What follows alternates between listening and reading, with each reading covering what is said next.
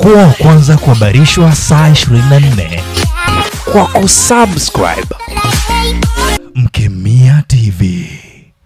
Yanga ni mtu anakaa anazungumza kwa klabu kubwa nchi kama Yanga. Juzi tumeenda Songea, nchi ile mji umesimama. Mji mzima. Nimesafiri kwenda Songea na klabu nyingine, nimesafiri, nimekwenda Bukoba na klabu nyingine. Nakwambieni through my experience. Yanga ni kitu kingine ndugu zangu. Muisikie hivyo hivyo. Mimi nilikuwa maarufu, lakini maarufu wangu umeongezeka mara milioni toka nimeingia Yanga. Hizi nimeona traffic moja maskini ya Mungu, mahaba yake kwa Afrika kapiga sote, usimtetema. Na hii mahaba. Yanga sio kitu cha mchezo jamani. Tunaimba tu, Yanga tunaichukulia poa. Inatokea kuna wakati inatokea kama vile ulivyoona Ali wana mataji nadhani 9 kama sikosei ya Afrika peke yake. Lakini walikaa miaka fulani hawakushinda hicho kikombe. Even Real Madrid wana mataji mangapi ya ubingwa wa Ulaya? Lakini hata sasa sio wao bingwa mtetezi. Na kuna miaka hajashinda ubingwa. Inatokea, ndo mpira ulivyo. Liverpool walikaa miaka zaidi ya 20 na 30 sijui kama 20 na ngapi.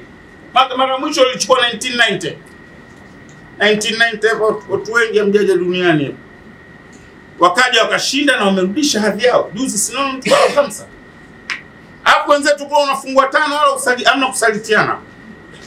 Yule mnamaliza mechi. Assalamu alaikum, kila mtu asema bana tumefungwa. Yaani mpira huu, unajua pole niwaambie kitu. Na hii hata tena hii nasema na wana Yanga wenzangu. Pamoja na ubora tunaotamba nao wa kikosi chetu, lazima kuna siku tutafungwa. Pure the football. Hata uwe vipi. Yaani sisi hapa tunabangala, sisi tuna mwabudu tu wote wale. Lakini ipo siku aidha kwa ubora wa wapinzani wetu siku hiyo au kwa sababu nyingine yoyote ile, wachezaji wetu hawajaamka vizuri, mechi imekataa, mmeenda kucheza kwenye uwanja hapa, plan ya mwalimu haikuwa, inafungwa. Huu ndo mpira. Na tuanze kujiandaa. Yaani ukiwa mwana Yanga halisi na unashabikia mpira, unashabikia klabu hii, lazima ujue kuna siku timu yako itapoteza. Tusiwe kama wenzetu ambao wakifungwa tu wamesalitiana. Hakuna mpira wa hivyo. Haupo mpira wa hivyo. Ni ndazimu. Unakuwa kiongozi wa mpira au mshabiki wa mpira, yani unapata wapi legitimacy ya kuongea mambo kama vile timu yako wewe ni bora kuliko wale the Giants of Brazil 1970, Pele, Jairzinho, Carlos Alberto Pereira. Wao unawafikia wale na walifungwa.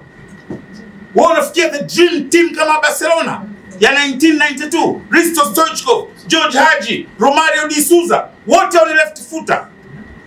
Bakero, Pep Guardiola, wamefungwa. Wewe timu yako ina nani wewe? Ni watu vipi nyinyi mnazungumza maneno ya hayawani?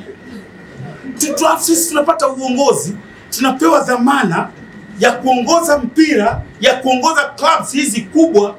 Halafu tunaaminishana kwamba timu zetu zisistahili kufungwa. Wana Yanga chonde akili ondoeni. Hiyo ni akili ya kimatope.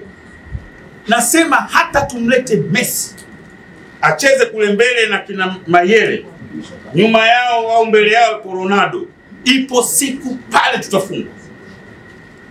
That's the football. Hii lazima tuanze kujijenga kisaikolojia hii. Yaani iwepo. Hakuna timu itakufungwa, lakini ndo mpira. Ndo mpira. Mwaka 1999 mimi nafanya marejeo makubwa ya kimpira. Manchester United ilishinda makombe 3.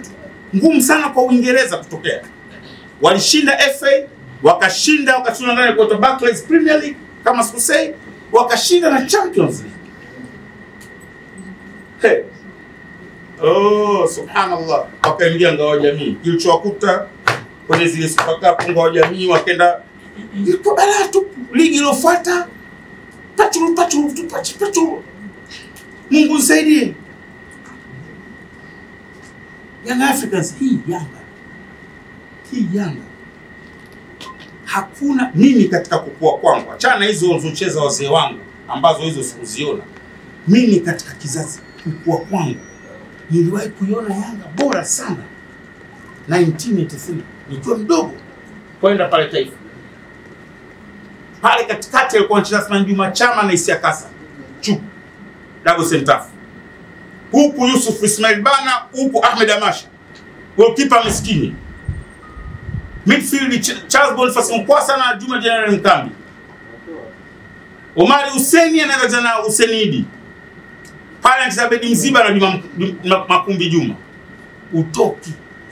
Simba hiyo alitoka zake Brazili kwenda kujiandaa kucheza na Yanga. Kaja pale kwa Mkapa wakati wanaita Taifa kama alichofanya juzi. Ndio mtokea hivyo.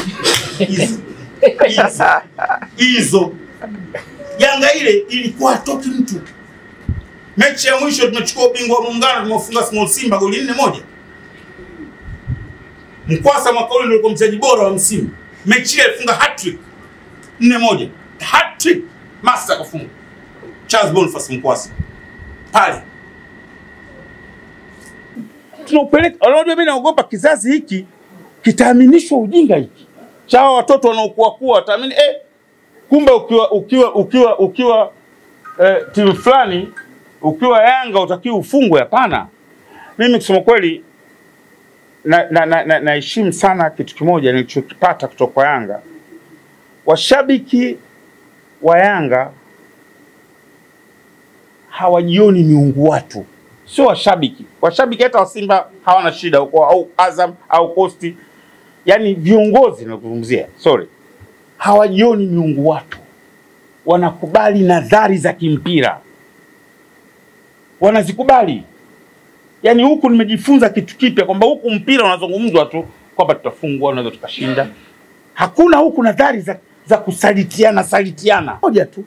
Nendeni mkajiulize. Kuna mchezaji wetu alipo red card. Si mnamjua? Ile mechi ya finali FA. Hamjui? Mugoko, si ndio? Rafu ile katika hali ya kawaida ingetokea angefanya mchezaji wa upande wa pili kwa mchezaji wetu kafara mchana. Angetolewa kafara, angeonekana kasaliti. Shehe, Yanga ni msemo Mukoko kalaumiwa. Watu wamerudi wamekuta matako wametufunga basi twendeni. Wamekuja juzi kwenye ligi tumapande tu kule chali. Ndio mpira, timing tu. Unakaa unasema tumesalitiana. Hii leo nalikemea kwa sababu naona linaachwa. Halizungumzi katika ubora wake. Linaachwa na linazoeleka, sasa linamea katika mpira wa Tanzania kwamba timu hazifungwi isipokuwa zimesalitiana. Hii watu ninapata mambo haya.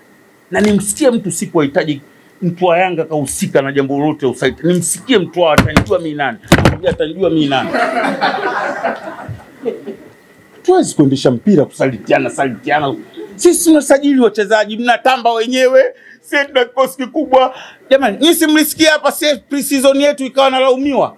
Tukawa tunaambiwa si pre-season tumeenda kucheza tu Morocco. Na kweli sisi hatukupata pre-season nzuri. Corona iliathiri wachezaji wetu. It's true. Hatuna shida haya. Tumetolewa. Sasa timu imeimarika. Wote nyinyi mmeimarika, sisi tumeimarika. Tulipokutana ikawaje? Niwaambie ndugu zangu, nisiwachoshe sana, nimetaka nilisema hivi maksudi bila kuingilia maisha binafsi ya watu, na nakemea jambo la mambo ya hovyo nazungumza mambo ya hovyo tu. Wachezaji kadhaa wameathirika na hili jambo kiakili. Wengine walitamka kwenye maredio, kwenye ma-TV. Mchezaji ndani akiondoka anaondoka na kitu gani kifuani? Yanga uzuri wake, wakisema no. Yanga wana mambo hii chupli si mchezaji kasali. Hawa ngombe wewe utoke hapa unaotoka. Yanga ndio kufukuza timu nzima. na babangu akiwemo. Timu nzima, tena sio timu, jamani. Niye sisemi kwa sababu yule babangu, ulizeni kuhusu Sande Manara. Yule mtu kwa mpira, hawa labda mara 100 yake au marafu walifukuza, hawakujali Sembuli, Ilunga, Sande, Kapera, Tenga huu alikuwa mwenyekiti wote, na viongozi. Marehemu Mzee Mangaratabu alikuwa na heshima kubwa mjini, mwenyekiti wa Yanga, alafu anaongoza ile zamani inaita sini Tanzania Press, kitu gani ile mambo ya uchapaji, director general, yani sio mtu mdogo. Timu yake wakaenda wakafungua pani, hawakucheza, lakini yeye mnaitana wasaliti bado mmo, hicho kule wasaliti bado wamo. Leo nasikia basikio jamani, nawashukuru sana, tukutane. Tuna kitu tunataka kufanya. Kuna issue ya promotion ya mechi hii. Tutakupitia social media zetu. Kuanzia leo tutakuwa tunatoa zawadi kila siku mpaka siku ya Ijumaa za ticket na jezi. Na nimwambia wenzangu kwenye idara, lazima tu inspire sasa washabiki wapya. Mimi sina shida, watu wa Yanga wapo. Yanga ukiacha zile takwimu za zotolewa kule Voice of Lalini za milioni 40, Yanga ina washabiki kweli wanaojulikana kwa data wasiopungua. Tumake sasa tunafanya chupi milioni 40 na masi ndio nchi nzima. Lakini kwa Tanzania sasa tupungui milioni 20 mpaka 25. Hao wapo. Kwa hiyo tunahangaika, na kuna kundi la watu ambalo lenyewe halijafanya maamuzi ya kwenda kwa mshabiki wa either Azam au Coast au Young Africans. Wapo watu bado mpaka leo. Hawa lazima tutengeneze strategic plan, tena rolling. Unajua maana yake? Endelevu. Yani rolling strategic plan ya kuwin masa ambayo yenyewe iko. Kwa hiyo moja zawadi tutakazotoa, tunajielekeza kwa inspire, kuvutia washabiki wapya ambao watakuja kuisupport club hii. Hii ndio club ya watu, People's Club. Hii ndio club ya wananchi wa nchi hii. Hii club ndio iliyoshiriki harakati za kumuondoa Richard Turnbull na Edward Twinning kwenye ikulu ya Magogoni na wenziwe. Hii ndio club ambayo ofisi yake ilitumika kama sehemu ya harakati za kulikomboa taifa hili. Adhimu kabisa. Hii club ina historia kubwa. Na sio uhuru tu wa Tanganyika, lakini hata uhuru wa Zambia. Wazee wetu, viongozi wa zamani wa Zambia, wa Young African, walikwenda Zambia kuungana na chama cha UNIT. Wakapeleka makomando kule, vijana wana harakati kutoka Young Africans kwenda kuikomboa taifa la Zambia. Na ndio maana heshima ya uwanja wetu tumempa marehemu pale rais wa zamani wa Zambia, Kenneth Kaunda. Wewe unakaa unataja tu Yanga, timu kubwa, timu yangu wapi ukubwa unao wewe? Kubwa kuliko Young Africans. Asanteni kwa maswali. Mkemia TV. Hatunaga kazi mbovu.